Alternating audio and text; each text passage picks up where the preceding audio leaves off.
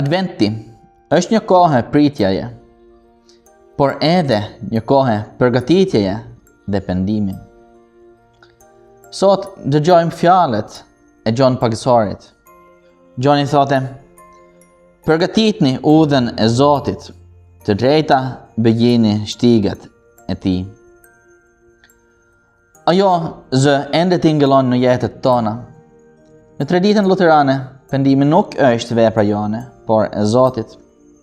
Në katekizmin e vogël, Luteri shpjegon pagësimin dhe thot se ai do të thot për ditë që njeriu i vjetër të mbytet dhe një njeri i ri të grihet. Kjo është vepra e frymës së shenjtë në ne, jo arritja jone. Prandaj, Advent është një kohë kur Zoti përmes fjalës së Tij bën vend në zemrat tona për praninë e Krishtit.